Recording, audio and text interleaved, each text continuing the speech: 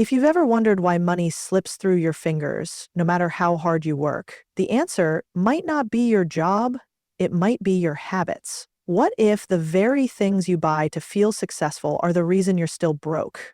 From flex culture purchases to debt-fueled upgrades, from useless subscriptions to toxic treats, most people are trapped in financial quicksand disguised as comfort. Meanwhile, the rich play by a different rule book, one that rejects what everyone else calls normal.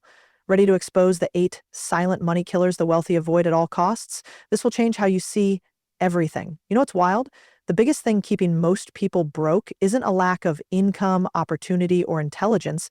It's this obsession with looking rich instead of actually being rich. Somewhere along the way, society sold us this shiny lie that success looks like designer sneakers, flashy cars, and Instagrammable vacations. And people bought into it, literally. They swiped the credit card, took out the lease, and financed the image, all to play a game that isn't even real. Here's the truth most won't tell you. Flex culture is financial cancer. It eats away at your bank account, your self-worth, and your future. Because when your money habits are driven by the desire to impress people who don't even care, you lose. You're not building wealth, you're burning it. For likes, for approval, for a momentary hit of dopamine that fades faster than the shipping confirmation email. And the people you're trying to impress? They're either broke too, playing the same game, or they're rich and laughing at how easily this system works. See, rich people don't play that game. They understand the rules of money because they either learned the hard way or had someone in their life who taught them early. They know wealth isn't loud, it's quiet, it's strategic, and it's rooted in ownership. They don't care if their clothes don't scream brand names or if their watch isn't worth a down payment. They're not trying to look like money because they own the machine that prints it. Most broke people don't have a money problem, they have a status problem. They've tied their identity to how others see them. They crave validation, so they buy it, thinking that a new phone or luxury car will make them feel worthy, important, seen. But that's not confidence. That's insecurity in disguise. And the market preys on that. Companies love it when you spend emotionally because emotional spenders don't think logically. They don't compare ROI. They don't ask if something will pay them back. They ask, will people notice me? And they pay dearly for that need to be noticed. I've seen it play out over and over. People making $60 a cents K a year, spending like they make $120 a cents K, living paycheck to paycheck, thinking they're winning because they got the latest thing. But they're not building anything. They're surviving on borrowed time. And when the next emergency hits, when the job goes away, when the economy shifts, they're the first to fall. Not because they're dumb, not because they didn't work hard, but because they spent their money trying to look successful instead of using it to become successful.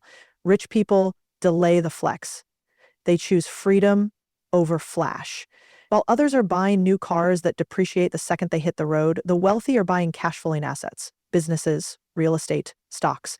They understand that every dollar is a soldier, and you either send it to war for your future or you waste it entertaining your ego. There's nothing inherently wrong with nice things, but the question is, when are you buying them and why? If you're buying luxury while still living in debt, while your savings account is gasping for air, while your investments are non-existent, you're not buying from abundance. You're buying from emptiness.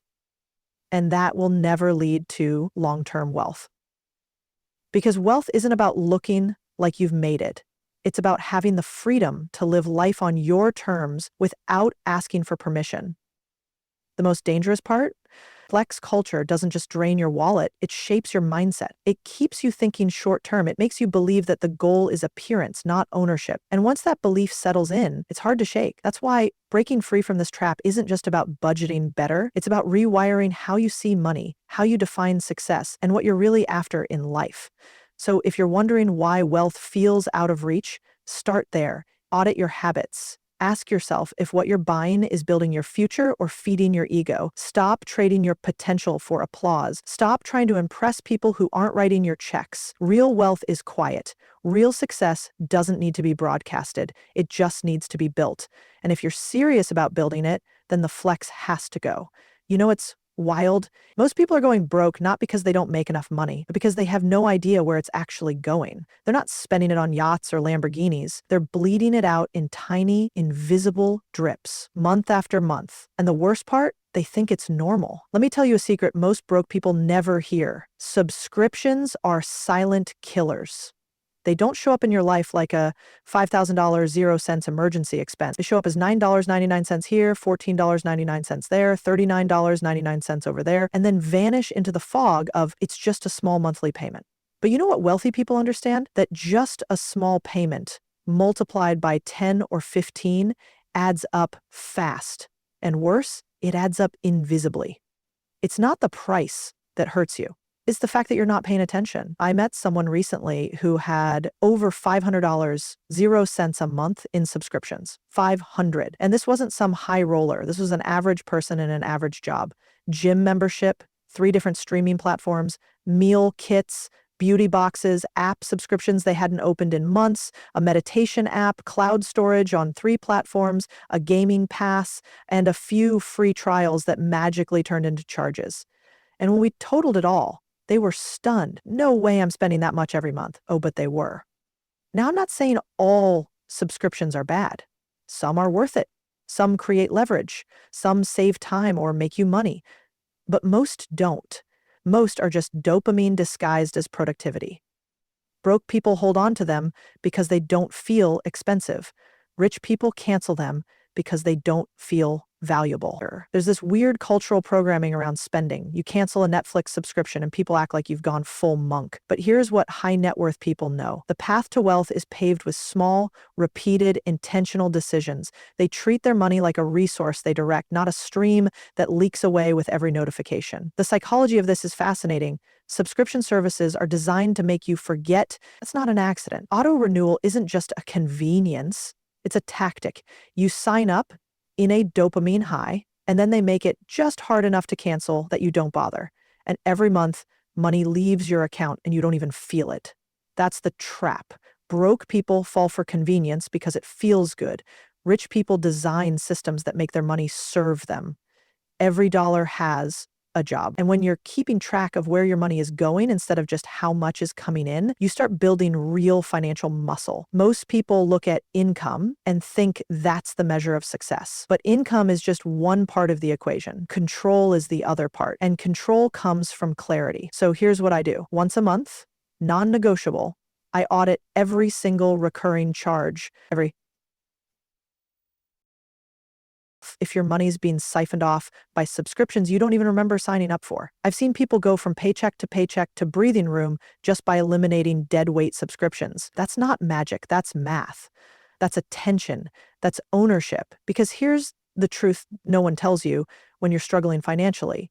Wealth is not always about earning more. Sometimes it's about leaking less. And if you keep telling yourself that these little charges don't matter, guess what? They'll keep quietly proving you wrong. You don't build financial freedom on autopilot. You build it when you start paying attention. Let's talk about the education scam that keeps more people broke than just about anything else out there.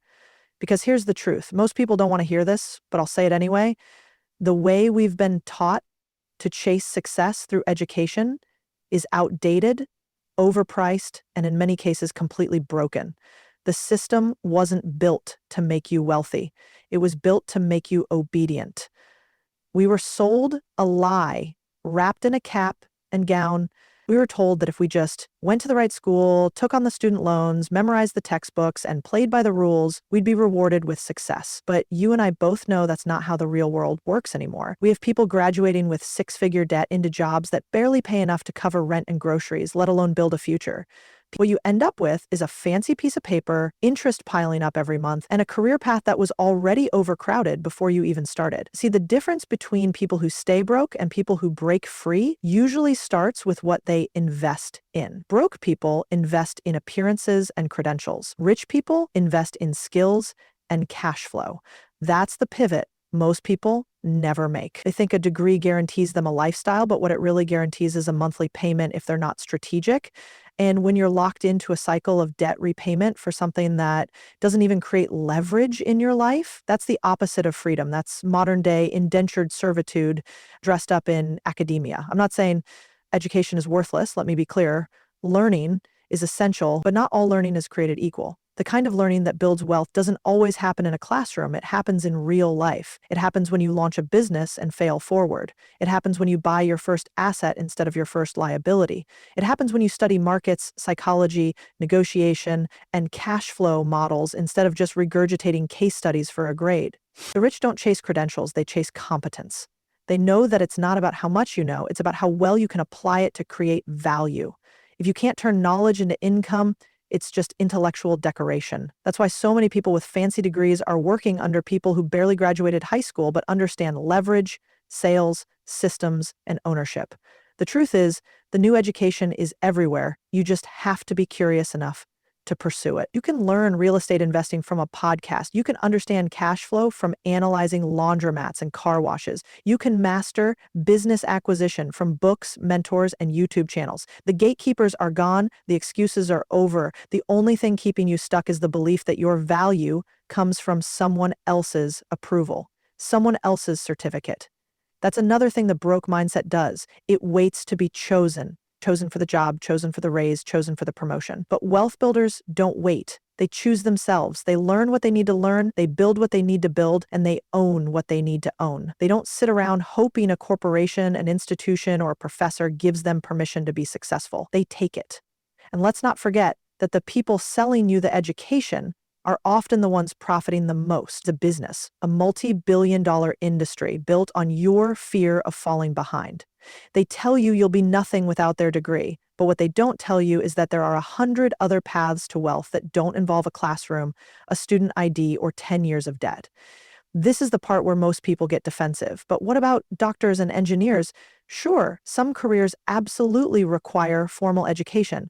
But let's be honest, most people aren't pursuing those paths. They're majoring in fields that sound good on paper, but don't pay the bills in practice. And even in medicine or law, the ones who rise to the top are the ones who understand business, ownership, and scale, not the ones just punching a clock and climbing the traditional ladder. So if you want to stop being broke, stop blindly buying what everyone else is buying, especially overpriced education with no ROI, start investing in the kind of knowledge that actually pays dividends, the kind that creates independence, the kind that builds cash flow, control, and compounding. That's what the rich are doing while everyone else is still trying to pass the test. Pass the real test instead, the one where you build something that pays you whether or not you show up. You ever see someone get a raise and the very next thing they do is buy a nicer car, move into a more expensive apartment, or start eating out 5 nights a week?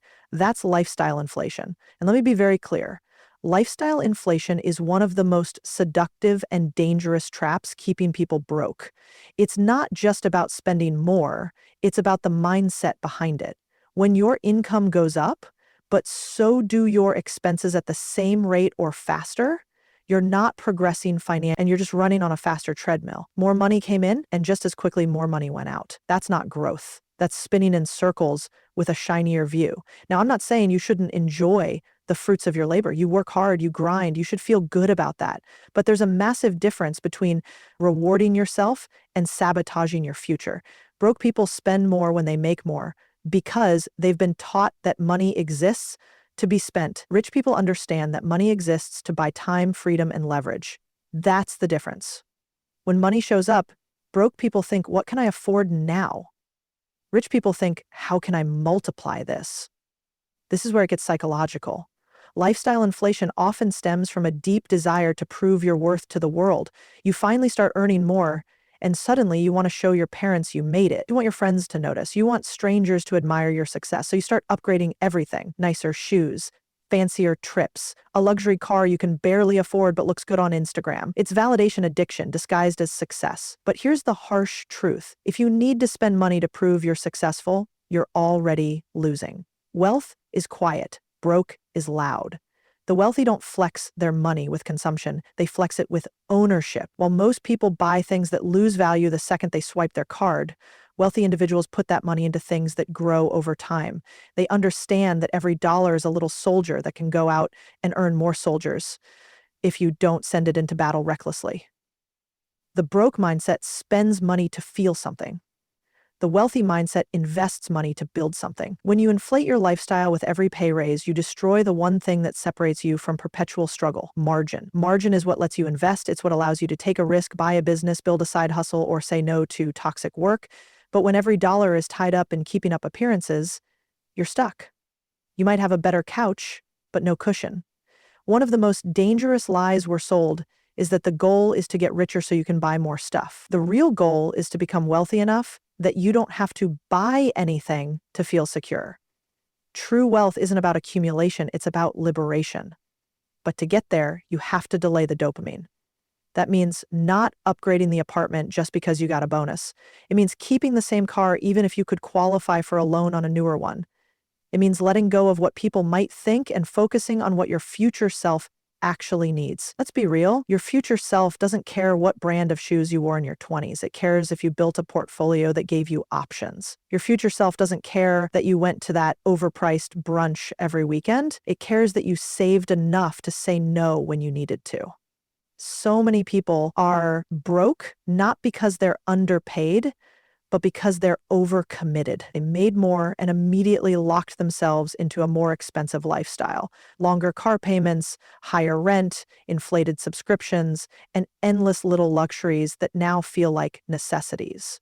Meanwhile, the rich play a different game. They live below their means even when their income grows. They don't see extra income as a reason to spend. They see it as fuel.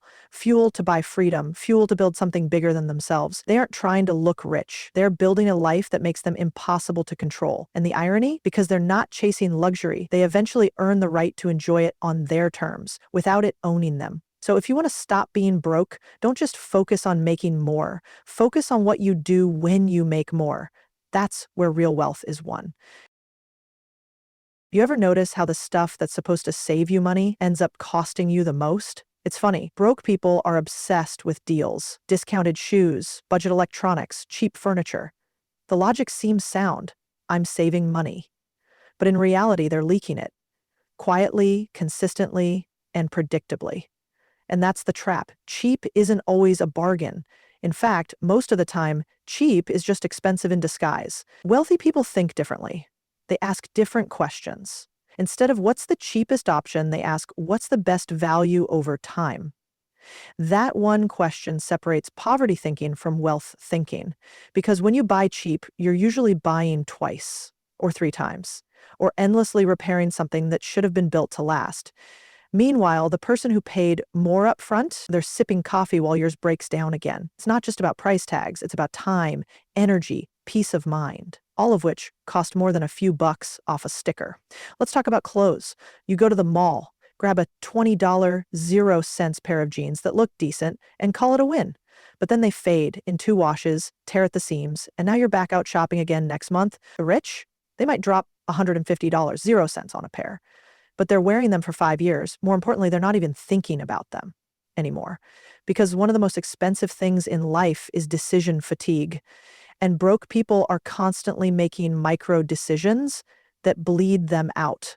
Same goes for tools. You want to start a side hustle, do some home repair, or launch a content setup, and you buy the cheapest mic, the budget camera, the entry-level laptop. But now you're dealing with glitchy recordings, bad audio, low performance. You end up buying upgrades or losing opportunities. The wealthy, they invest in the tools that do the job right the first time because they know amateurs try to save money, professionals try to save time. And time, when used wisely, compounds into wealth.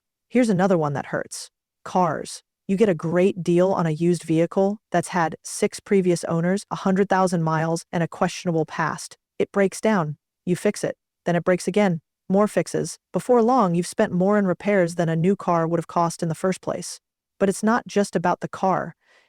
It's about the stress, the time off work, the tow truck bills, the missed meetings. That's the real cost, and most people never factor it in. Wealthy people calculate everything, especially what can't be seen on the receipt. It even shows up in our food. Fast food seems cheap. Snacks seem affordable, but poor nutrition adds up in ways your wallet can't see immediately. Medical bills, low energy, missed productivity. A foggy brain doesn't close deals or build wealth. The rich understand that their body is an asset. They buy groceries with nutrients, not calories. They see meals as fuel, not fillers. Because how you treat your body impacts how you perform, and how you perform determines how you earn. This mindset bleeds into everything. Furniture? You can get the particle board coffee table that wobbles after a month, or you can get something solid that stays in your life like a loyal friend. Apps and software, you can skip the premium plan and save $9.00 a month, but then lose 3 hours a week fighting limitations and bugs. Multiply that over a year, and you've wasted a whole week of your life just to save the price of a few lattes. Wealthy people make purchases based on long-term cost. Broke people base them on short-term price. That's the difference. One is building a foundation, the other is patching holes. And look, I get it. Sometimes you don't have the luxury of buying better. But the second you do, the second you can choose quality over quantity, value over vanity, investment over impulse, you change the trajectory. That choice compounds. That mindset saves you years. Because every time you buy something cheap that breaks, you're not just losing money, you're reinforcing a belief that says you don't deserve better, that you have to settle, that you're always going to live paycheck to paycheck, patching holes and hustling backwards. But the moment you flip that belief and start thinking like someone who values their time, their energy, their peace, you start spending like someone who's already wealthy. Not because of what's in your bank account, but because of what's in your mind. And when you change that, your bank account will catch up. Let's talk about something that most people don't want to hear, something that feels personal, because it is personal. A lot of people are broke not because they don't have the ability to make money, but because of what they do after they earn it. The truth is, many of us are rewarding ourselves in ways that are actually punishing us, and we don't even see it. We call it treating ourselves. A glass of wine after a stressful day, a $300 0-cent shopping spree after getting that bonus, a weekend binge of takeout and Netflix because we deserve it. But here's the harsh reality. Those little treats are often the very things that are keeping you broke. The rich don't play that game. They don't trade long-term freedom for short-term dopamine. And they definitely don't self-sabotage under the illusion of self-care. See, what most people call rewards, wealthy people recognize as vices. And the most dangerous thing about a vice is that it doesn't feel like one at first. It feels like comfort, like pleasure, like escape. But over time, those escapes become chains. That drink every evening, it adds up, not just financially, but mentally. That fast food order every couple days, it's eating your money and your energy. That impulsive Amazon purchase because you had a rough week, it's building clutter in your house and chaos in your finances. Let me ask you something real. When's the last time your reward actually moved you closer to freedom? When's the last time you spent money on something that gave you more time, more peace, more optionality? Probably not often enough. That's because broke mindsets look at money emotionally. Tired, I'm stressed, I need a break, I need a treat. Wealthy mindsets look at money strategically. They say, if I want rest, I'll buy back my time. If I want a reward, I'll earn it through ownership. This is the line most people never cross.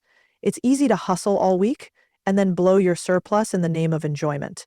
It feels justified. But wealthy people don't confuse consumption with fulfillment. They don't soothe their discomfort with spending. They build comfort by creating assets that pay them when they're tired. They don't buy distractions. They build leverage. Now look, I'm not saying never enjoy your life. I'm not telling you to become a monk and never touch a margarita again. But what I am telling you is this. If your rewards are making you poorer, they're not rewards. They're anchors. And most people are drowning slowly without realizing they've been holding the rope the whole time. Every dollar you spend is a vote for the future you want. You can vote for the version of you that feels good for 5 minutes, or you can vote for the version of you that feels free for a lifetime. The wealthy vote for freedom.